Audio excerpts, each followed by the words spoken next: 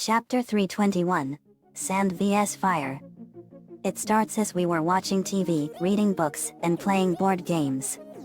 Lola, so far things have been very quiet, haven't they? Penny M, they sure have. Lola. Rachel, yet. No word on any activity yet. Vince, yep. Lana, how's your heart doing? Penny M, it's doing good. Lana, I now feel amazing. Lisa, I'm happy for you. Penny. Me, glad my heart I gave you works like a charm. Penny. Leslie, we're so happy for you. Penny. Penny M, thanks guys. Leslie, how were you like before you became this? Leslie, how we became agony. Penny M, yet. Leslie, we weren't always agony. I was a normal girl, but I had a very dark past. My father was a raging alcoholic and he would beat me on a regular basis. He hated me and how I was the apple in my mom's eyes. Penny M, that's awful. Leslie. Leslie, I know. But that's not the worst part.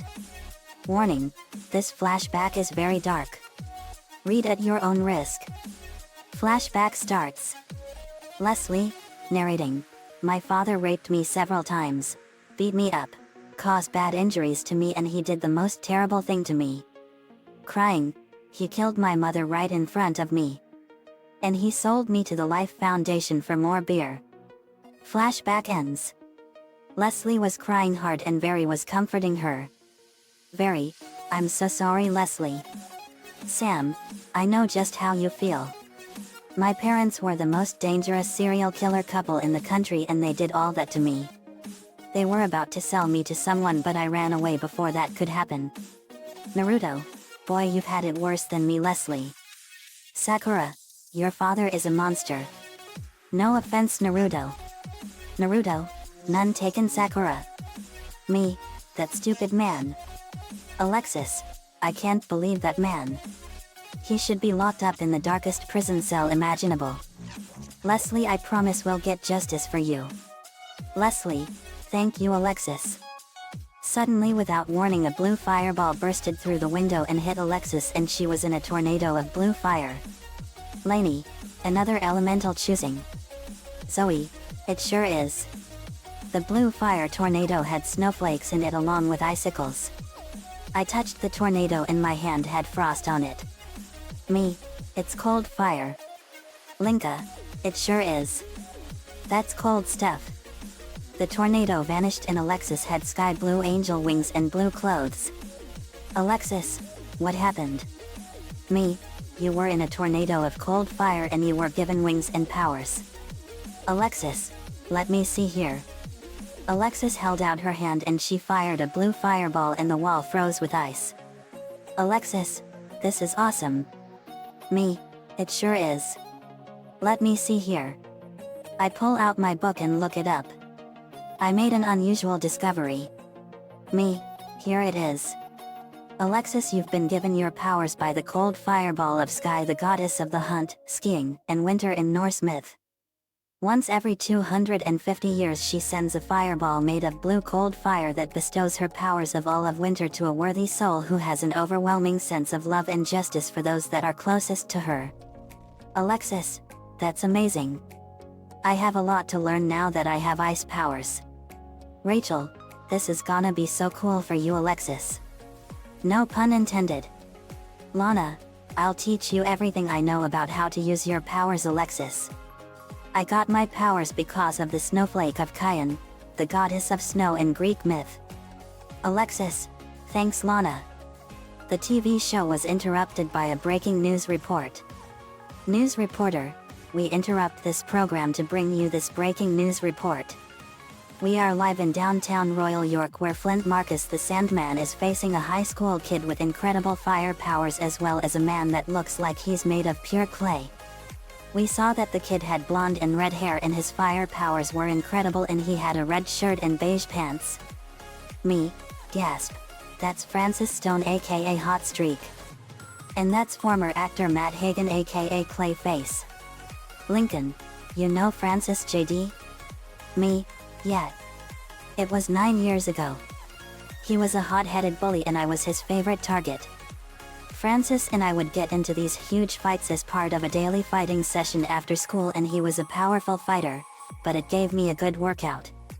When I was 10, he moved away to Dakota City, and I heard rumors flying around that Dakota City became a town full of meta-humans somehow. He may have been a bully, but he respected me. Matt Hagen is an actor and they called him the man of a million faces.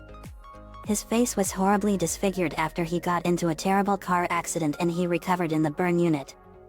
But he was the test subject for corrupt industrialist businessman Roland Daggett for a new face cream compound called Renew You. It's what gave him his moniker the man of a million faces. He was impersonating men for Daggett, but he greatly resented that and he quickly became addicted to the Renew You. Daggett's henchmen poured the entire vat of the compound onto him to try and kill him. But it only mutated him and turned him into Clayface. He has shape-shifting powers and can form clay weapons from his arms like spike hammers and swords and more. He can also turn into anyone he wants. Lincoln: that's really strange. Lori: it sure is. Lenny: totes. Lola: it sounds like these guys have it out for Flint somehow. Me: yeah. We better help him. Lola, Leslie, Eddie, Luan, Lynn, Lincoln, you all come with me. Lola: we're on it. Luan: let's burn this guy up. Laughs to rimshot: get it? We all laugh. Me: laughs, that was funny. Leslie: we get it. Me: let's go. Leslie became Agony. We flew and swung to the city and we saw the fight. Sandman fired a sand blast at Hot Streak and buried him. But Hot Streak exploded out. Hot Streak: you're no hero, Sandman. You're a villain like me. Sandman: I was never like you, Hot Streak. Hits Clayface with sand hammers: no one messes with my friends. Clayface: blocks with clay hammers. Being a hero's made you soft, Marco. Paul and Ock taught you better than that. You gotta help yourself. Hits Sandman with clay hammers. Sandman: turns hand into sand mace. That's not who I am anymore. Me: and he never will be again. I fired a blast of fire at Clayface and hardened him and shatter him into a million pieces. Flint: thanks JD. Me: no problem, Flint. I look at Hot Streak. Me: hello Francis, it's been a while. Hot Streak: JD. Knudsen: how nice to see my favorite sparring partner again. Me: you've been doing really well and the fire powers are a good touch for you. Hot Streak: thanks. I heard you've been doing all kinds of good things around the world these past 10 years. Me: that's right. How did you get these powers though? Hot Streak: I was exposed to some kind of gas that exploded everywhere in Dakota City and I got these powers as a result. These barrels had the biohazard sign on it. Me: you were exposed to an experimental biohazardous mutagenic compound and it mutated you and gave you fire powers. Hot Streak: that's right JD. Several others in Dakota City were exposed too and they got powers as well. Me: chemical accidents are one of the most prominent causes of people getting superpowers. Hot Streak: that's true. Let's have a spar. Me: just like old times. Right? Hot Streak: you know it. We went at each other and punched and kicked and did all kinds of fighting moves. I beat Francis like I did all those times all those years ago. Hot Streak: you've gotten stronger and much better than I remember JD. Me: so have you Francis. You've gotten stronger too. But now it's time to pull out all the stops. Lola? Lola, let's get it on, Hot Boy. Lola spread her wings and had fire in her hands. Hot Streak: the little beauty girl has fire powers too. Let's burn. Lola and Francis fired streams of fire at each other and the blasts collided and then Lola's fire overtook his and sent him crashing into a trash can. Alexis: let's cool this monster down. Agony: we agree. Agony wrapped Francis in purple webbing from head to toe and Alexis fired a ball of cold fire and froze him completely in a block of ice. Alexis.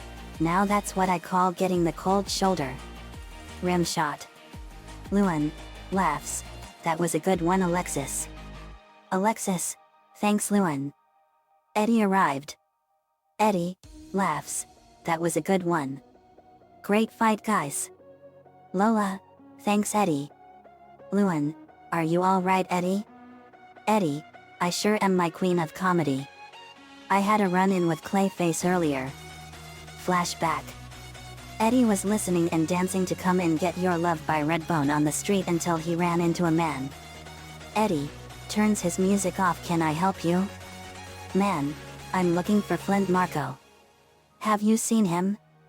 Eddie, sorry. I haven't seen him around. Can you come back later? The man then turned into Clayface, frightening Eddie. Clayface, actually, I prefer it if you got him to come over here. Now. Flashback ends. Eddie, I had no choice. Luan, I'm glad you're alright, Eddie. Me, same here, man. Let's get Clayface in Hot Streak here to the proper authorities. Clayface was scooped up and placed into a big bag and arrested. Hot Streak was loaded into a police car. At home we celebrated our victory with a burrito party. The end. Another fanfiction complete. Nico-chan11 gave me the idea for this one. Thanks for that. Credit goes to you for the idea. Let me know what you all think. See you all next time.